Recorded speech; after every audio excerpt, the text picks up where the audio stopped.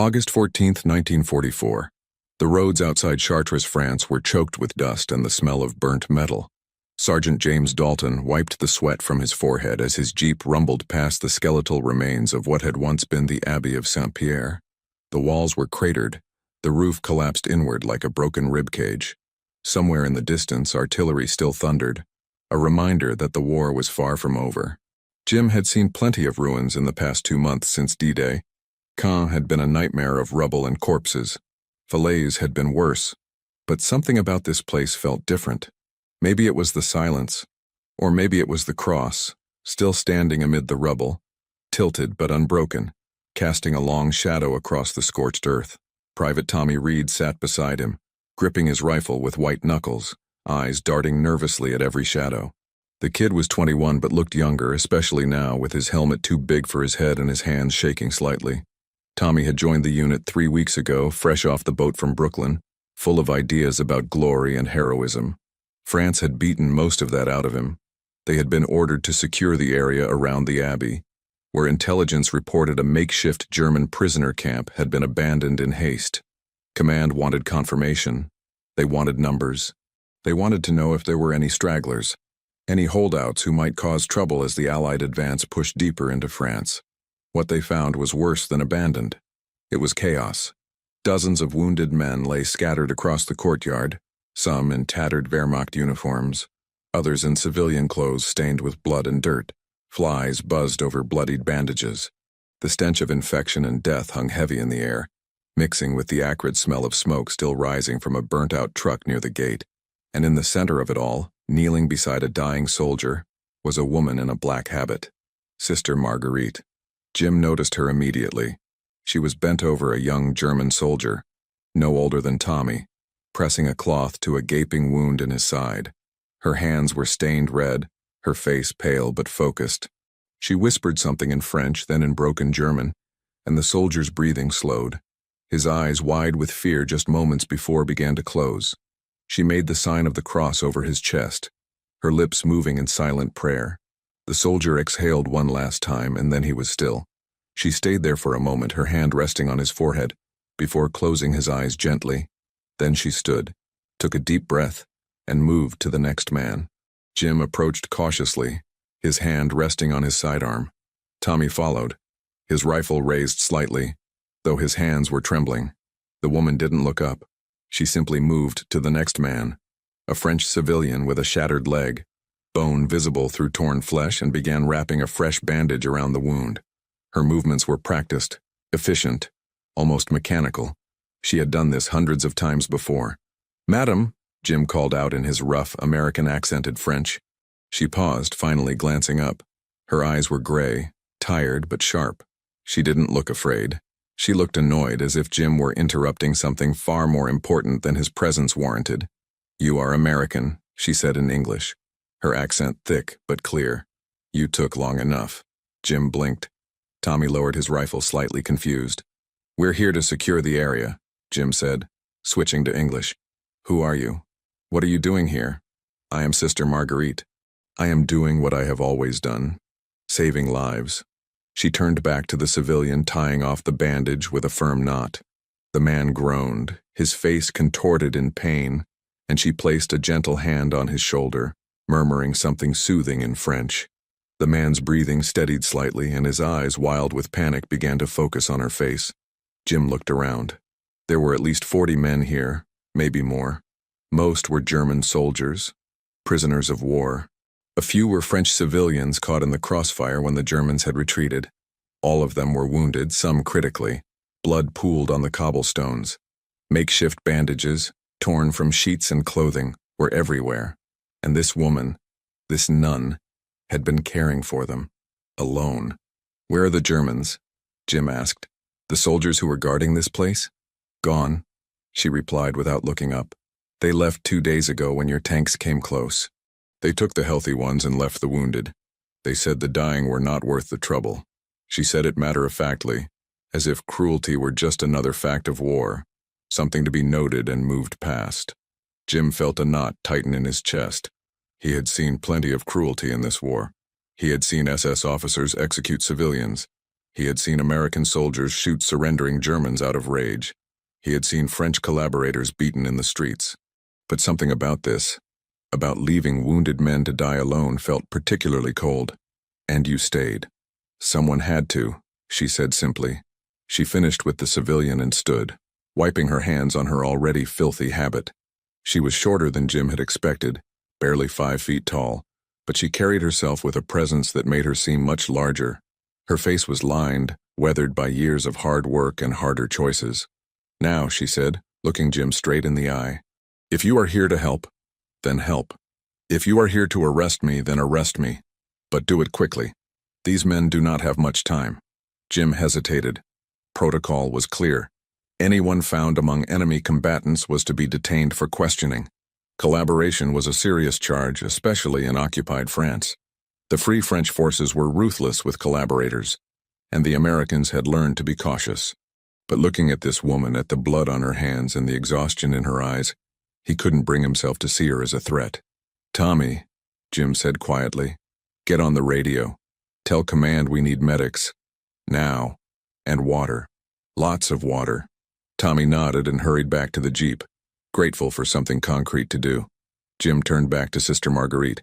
You're coming with us, he said. For questioning. She nodded, unsurprised. As you wish. But first I must finish. She gestured to the men lying around them, some moaning, some silent, some staring at the sky with glassy eyes.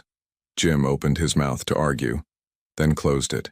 He holstered his sidearm and knelt beside her. What do you need? For the next 2 hours, Jim and Tommy worked alongside Sister Marguerite.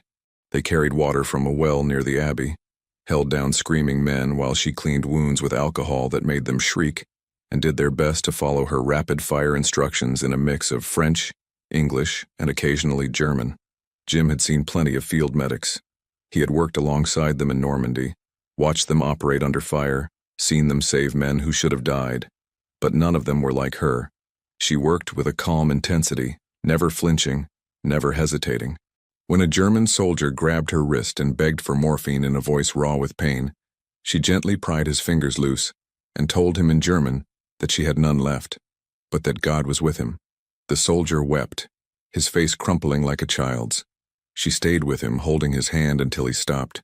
Jim watched her move from man to man, and he began to notice things.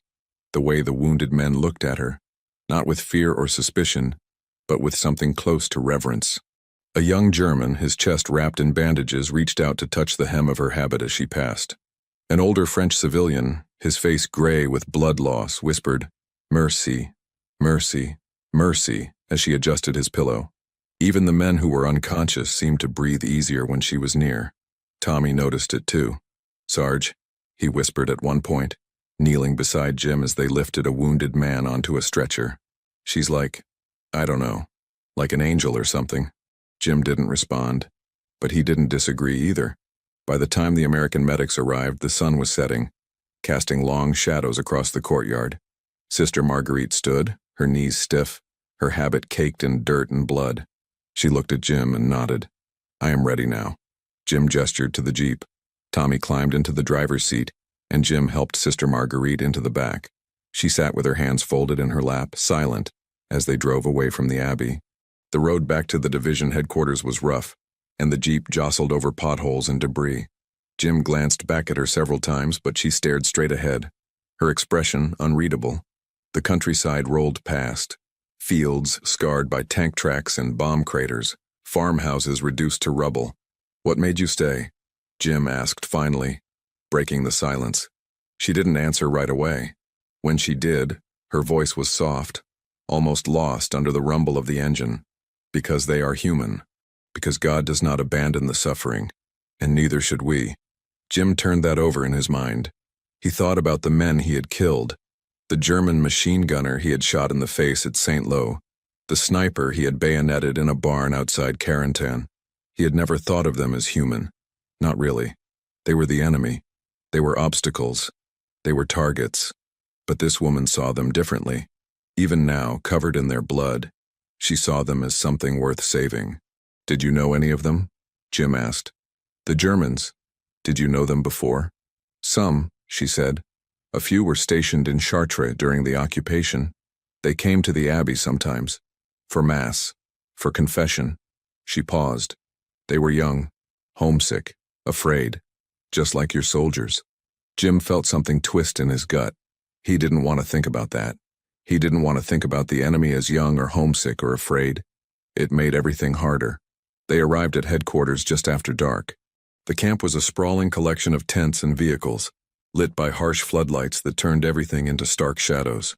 Soldiers moved about, cleaning weapons, eating rations, smoking cigarettes, laughing at jokes Jim couldn't hear. The normalcy of it felt jarring after the Abbey. Jim escorted Sister Marguerite to the interrogation tent, where Captain Robert Henderson was waiting.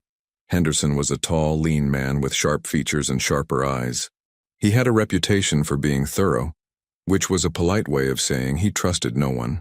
He had been an attorney in Boston before the war, and he approached interrogations like cross-examinations.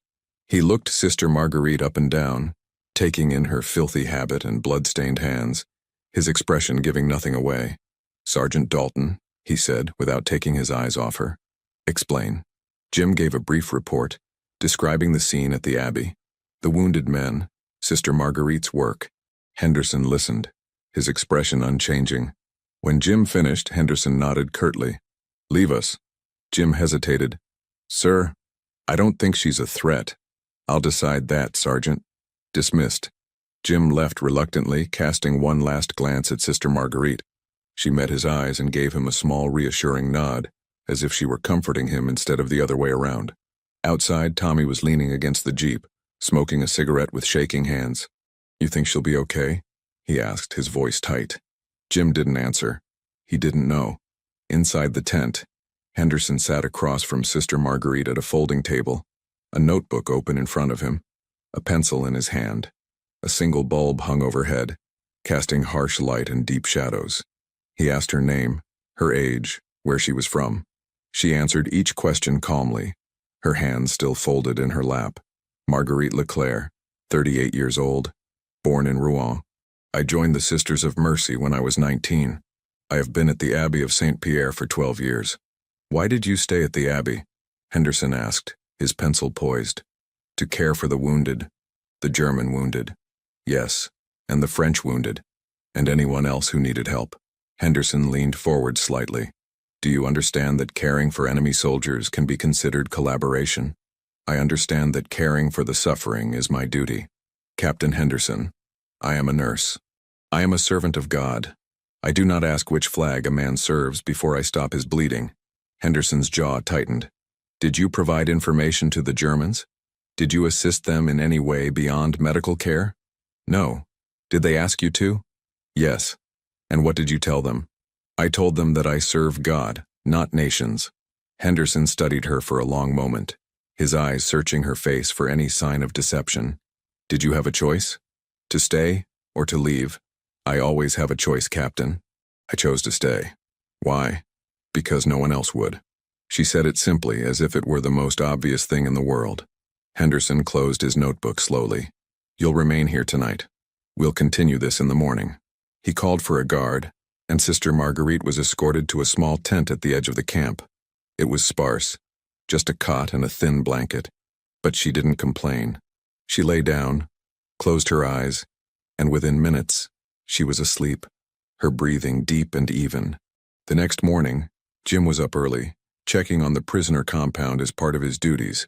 It was a fenced area where captured German soldiers were held before being transported to larger POW camps further behind the lines. There were about 60 men inside, most of them sitting or lying on the ground, exhausted and defeated. Many were wounded, bandages visible under their torn uniforms. Breakfast was being distributed by 2 American soldiers with a cart, handing out bowls of watery oatmeal and stale bread. But something was wrong. Jim noticed it immediately. None of the prisoners were eating. They sat with their bowls of rations in front of them untouched. Some stared at the ground. Others whispered to each other in German, their voices low and urgent. The guards were confused, shouting orders in broken German, but the prisoners didn't move. Jim approached one of the guards, a corporal from Ohio named Peters. "What's going on?" "I don't know, Sergeant. They just won't eat. We gave them the food, but they won't touch it." Jim frowned. He walked closer to the fence, studying the prisoners. One of them, a young man with a bandage wrapped around his head and dried blood crusted on his temple, looked up. His eyes were hollow, but there was something in them. Recognition. "You," the prisoner said in accented English, his voice hoarse. "You were at the Abbey. Yesterday." Jim nodded slowly. "Yeah, I was. Where is she?" "The sister. Where is she?" Jim hesitated. "She's here. Being questioned." The prisoner turned to the others and said something in rapid German. A murmur spread through the group like a wave.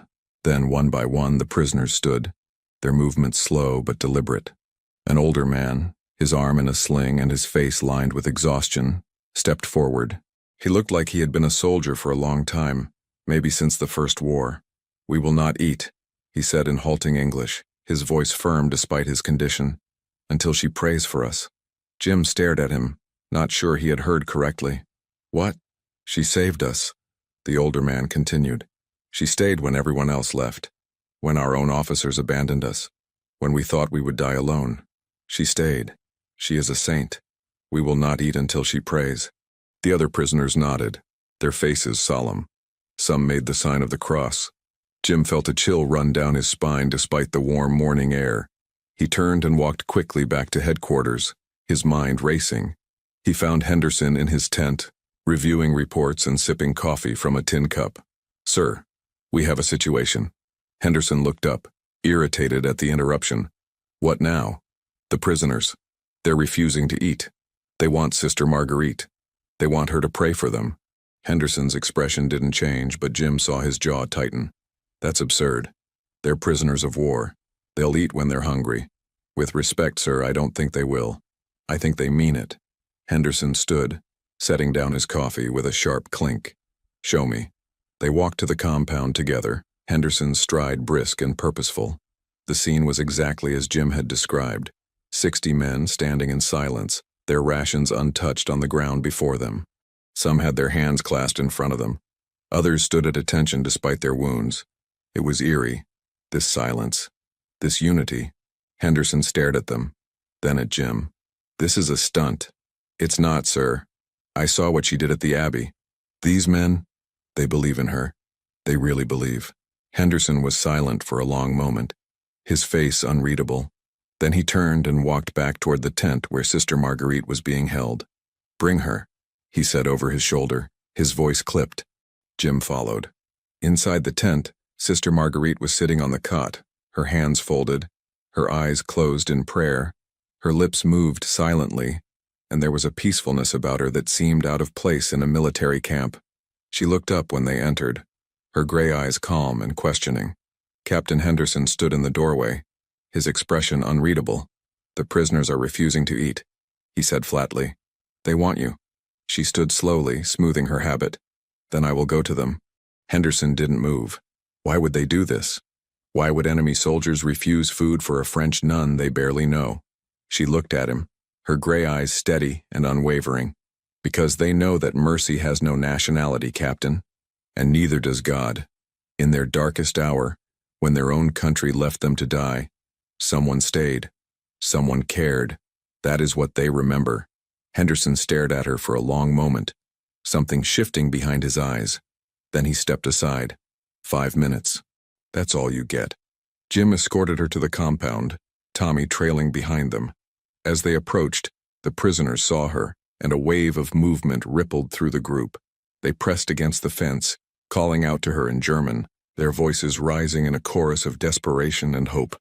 "Sister, Sister Marguerite, Schwester Marguerite, bitte, segnen Sie uns, beten Sie für uns." The guards looked to Jim, uncertain and visibly uncomfortable. Jim nodded and they opened the gate slowly, the hinges creaking.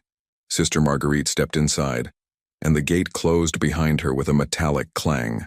The prisoners parted, forming a semicircle around her. She stood in the center, small and frail in her black habit, yet somehow commanding the space. The morning sun caught her face, illuminating the lines of exhaustion and the quiet strength in her eyes. She raised her hands, and the men fell silent instantly. Even the guards stopped moving. The entire camp seemed to hold its breath. She began to pray, not in Latin as Jim expected, but in German. Her voice was soft but clear. carrying across the compound with a resonance that seemed impossible for someone so small. Vater unser im Himmel, geheiligt werde dein Name, dein Reich komme, dein Wille geschehe, wie im Himmel, so auf Erden. Jim didn't understand all the words, but he felt their weight. He saw the prisoners' faces change. Some closed their eyes. Others wept openly, tears streaming down their dirty faces. The young man with the head bandage sank to his knees, his shoulders shaking. The older soldier with the sling bowed his head, his lips moving along with hers. She continued, her voice never wavering. Und vergib uns unsere Schuld, wie auch wir vergeben unseren Schuldigern. Und führe uns nicht in Versuchung, sondern erlöse uns von dem Bösen. When she finished, she made the sign of the cross slowly, deliberately. The prisoners did the same, their movements synchronized, almost ritualistic. Then she spoke again, this voice softer, more personal. You are far from home, she said in German, her accent imperfect but sincere. You are afraid. You are in pain. You wonder if God has forgotten you. She paused, looking around at each face. He has not. You are still his children. You are still worthy of his love. No matter what you have done, no matter where you have been, you are still human. You are still beloved. One of the prisoners, a boy who couldn't have been more than 18, let out a sob. Others followed. It was as if something had broken inside them, something they had been holding back for months or years. The sound of grown men weeping filled the compound, raw and unashamed. Sister Marguerite moved among them, placing her hand on shoulders, touching foreheads, murmuring blessings. She stopped before the young man with the head bandage, the one who had recognized Jim. She placed both hands on his face, looking into his eyes. Was this dein name? She asked gently. Klaus, he whispered. Klaus Zimmermann. Klaus, she repeated. You will survive this. You will go home. You will see your family again. Do not lose hope. Klaus nodded, unable to speak, tears streaming down his face. She moved on, stopping before the older soldier with the sling. Und Sie? She asked. Friedrich Steiner, he said, his voice thick. Hauptmann. She smiled faintly. Not here you are, just Friedrich. Just a man who needs God's grace, like all of us. Friedrich's face crumpled, and he bowed his head. Danke, Schwester. Danke. She made her way through the group, and slowly, one by one, the prisoners returned to their places. They picked up their bowls. They began to eat. The compound filled with the quiet sounds of men eating, of life continuing. Jim watched, stunned. Henderson stood beside him, his face pale, his usual composure cracked. Tommy was openly crying, not even trying to hide it. She's not a collaborator, Jim said quietly, his voice rough. She's something else entirely. Henderson didn't respond for a long moment. Then he cleared his throat. No, she's not. Sister Marguerite walked back to the gate. The guards opened it and she stepped through. She looked at Henderson waiting. You're free to go, Henderson said, his voice tight. We have no grounds to hold you. You'll be escorted back to the Abbey. Sister Marguerite nodded. Thank you, Captain. Henderson looked away, unable to meet her eyes. Jim stepped forward. I'll take her. That afternoon, Jim drove Sister Marguerite back to the Abbey in his jeep. Tommy came along, silent for once, lost in his own thoughts. The countryside rolled past, still scarred by war but touched by the golden light of late afternoon. When they arrived, the medics were still there, tending to the wounded. More supplies had arrived. Some of the men had been stabilized and were being prepared for transport. The Abbey, though still in ruins, felt different. It felt alive. Sister Marguerite climbed out of the jeep slowly, her movements stiff. She looked at Jim, and for the first time, he saw something like weariness in her eyes. Thank you, Sergeant Dalton. Jim shook his head. I should be thanking you. You showed me something I'd forgotten. And what is that? That we're all still human, even in this. She smiled faintly, a sad, knowing smile. Do not forget it again. The world needs men who remember. She turned and walked back into the ruins of the Abbey, her black habit disappearing into the shadows. Jim watched her go, his throat tight. Tommy started the engine, but Jim didn't tell him to drive. Not yet. He sat there staring at the broken cross still standing amid the rubble, and for the first time in months, he felt something other than anger or exhaustion or fear. He felt something like grace. The war would go on. Men would keep dying. The killing wouldn't stop just because one nun had shown mercy. But somewhere in the chaos, there were still people like Sister Marguerite. People who chose compassion over hatred. People who reminded him why they were fighting in the first place. Not for territory or glory or revenge, but for the possibility of something better. For the idea that humanity could still be saved. Tommy glanced at him, his eyes red. "Sarge, you okay?" Jim nodded slowly. "Yeah, kid. I think I am." They drove away, the Abbey fading behind them, but the memory of that day stayed with Jim for the rest of his life. The weeks that followed were a blur of combat and movement. The Allied advance pushed deeper into France, then into Belgium, then into Germany itself. Jim fought in the Ardennes during the brutal winter of '44. He crossed the Rhine in the spring of '45. He saw the concentration camps, the evidence of atrocities that made him question everything he thought he knew about humanity. But through it all, he remembered Sister Marguerite. He remembered her calm in the face of suffering, her refusal to see enemies, only people, her belief that mercy mattered even when the world seemed determined to prove otherwise. He wrote letters to his wife back in Pennsylvania, trying to explain what he had seen, what he had felt. He never quite found the words. How do you describe witnessing grace in the middle of hell? When the war ended in May of 1945, Jim was in Bavaria. He celebrated with his unit, drank too much, cried with men he had fought beside for a year. But even in the joy of victory, he felt incomplete. There was something he needed to do. In the summer of 1946, after he had been discharged and returned home, after he had held his wife and met his infant daughter for the first time, after he had tried and failed to readjust to civilian life, Jim made a decision. He borrowed money, bought a ticket on a ship to France, and went back.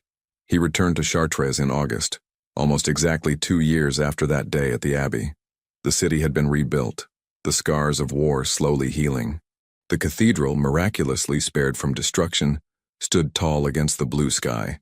Jim made his way to the Abbey of Saint-Pierre. It had been rebuilt as well, the walls repaired, the roof restored. It looked almost new, as if the war had never touched it. He walked through the gate, his heart pounding. A young nun greeted him in the courtyard, her habit crisp and clean. "Bonjour, monsieur. Comment puis-je vous aider?" Jim struggled with his French. "I'm looking for someone. A nun who was here during the war." "Sister Marguerite?" "Marguerite Leclerc." The young nun's face clouded. "I am sorry, monsieur. There is no one here by that name." Jim felt his stomach drop. She was here, in 1944. She stayed to care for the wounded when the Germans retreated. She saved lives. The young nun shook her head slowly. "I have only been here for a year, monsieur, but I can ask the Mother Superior." She led Jim inside through cool stone corridors that smelled of incense and beeswax. They came to a small office where an older nun sat at a desk reviewing papers. She looked up, her eyes sharp and assessing. "Mother Superior, this man is looking for someone. A Sister Marguerite Leclerc." The Mother Superior's expression changed, something softening in her face. "Ah, Marguerite? You knew her?" "I met her," Jim said, "during the war. She was here. She cared for wounded soldiers. I wanted to thank her, to tell her what she meant to me, what she meant to all of us." The Mother Superior was silent for a long moment.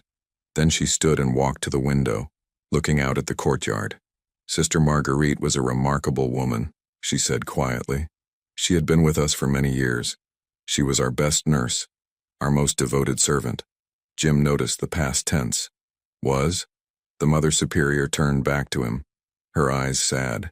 "She died, monsieur, in October of 1944, just 2 months after you met her." Jim felt the room tilt. "How?" "She returned to the Abbey after you released her. She continued to care for the wounded, both Allied and German, but she had been working for days without rest, without food. She collapsed. We tried to save her, but she had given everything she had. Her body simply gave out." Jim sank into a chair, his legs weak. "I didn't know. I never knew." "Few did," the Mother Superior said gently. "She was buried in our cemetery, a small grave. She would have wanted nothing more." Jim sat there for a long time, unable to speak. Finally, he looked up. "Can I see it? Her grave?" "Of course." The Mother Superior led him outside. through a garden to a small cemetery behind the abbey. The graves were simple, marked with plain wooden crosses. She stopped before one near the back, shaded by an old oak tree. The cross read simply, Sœur Marguerite Leclerc, 1906-1944, Servante de Dieu. Jim knelt before it, his throat tight, his eyes burning. He had come all this way to thank her, and now he never could. He thought of her face, calm and determined, her voice soft but unwavering, her hands stained with blood, moving from one wounded man to the next. He thought of the 60 prisoners who had refused to eat until she prayed. He wondered if they knew. He wondered if they remembered her, wherever they were now, back in their homes in Germany, trying to rebuild their lives. He hoped they did. He hoped they told their children and grandchildren about the French nun who had stayed when everyone else left, who had seen them as human when the world saw them as monsters, who had reminded them that they were still worthy of grace. Jim stayed there for a long time, kneeling in the grass, the afternoon sun warm on his back. He didn't pray. He had never been a religious man, but he made a promise. He promised to remember. He promised to tell her story. He promised to live in a way that honored what she had taught him, that we are all human, that mercy matters, that grace is possible, even in the darkest places. When he finally stood, his knees aching, he felt something like peace. He touched the wooden cross gently, then walked away. Years later, Jim would tell the story to his daughter, then to his grandchildren. He would tell it to anyone who would listen. Some believed him. Some thought he was exaggerating, that memory had made the story larger than life. But Jim knew the truth. He had been there. He had seen it. And he would never forget. Because in the midst of war, in the darkest hours of humanity, Sister Marguerite had reminded him of something essential. She had reminded him that they were still human, that they were still capable of compassion, that they were still worthy of grace, and that no matter which side of the war they were on, they were all children of the same God. The 60 men who refused to eat until she prayed never forgot either. In the decades after the war, some of them would return to Chartres. They would visit her grave. They would leave flowers. They would tell their own stories of the French nun who had saved them, not just from death, but from despair. Klaus Zimmermann became a pastor in Munich. He spoke often of Sister Marguerite in his sermons, calling her a living example of Christ's love. Friedrich Steiner returned to his family in Hamburg and spent the rest of his life working with refugees, helping the displaced and forgotten. When asked why, he would always say the same thing: because someone once helped me when I had nothing. Someone once saw me as human when the world saw me as the enemy. And so her legacy lived on, not in monuments or medals, but in the lives she had touched, in the mercy she had shown, in the grace she had given freely without asking for anything in return. Jim Dalton died in 1998 at the age of 83. His last words, spoken to his daughter as she held his hand, were about Sister Marguerite. "I hope I made her proud," he whispered. "I hope I remembered." His daughter squeezed his hand. "You did, Dad. You did." And in a small cemetery behind a rebuilt abbey in Chartres, France, under the shade of an old oak tree, a simple wooden cross still stands. The name has faded with time, worn by decades of wind and rain, but the words remain, just barely visible. Servante de Dieu, servant of God. And though few remember her name now, though history has largely forgotten her, her story remains. A reminder that even in the darkest times, even in the midst of war and hatred and death, there are still those who choose mercy, still those who choose love, still those who remind us what it means to be human. If this story moved you, please subscribe to our channel, leave a like, and share your thoughts in the comments below. History is full of forgotten heroes, and together, we can make sure their stories are never lost.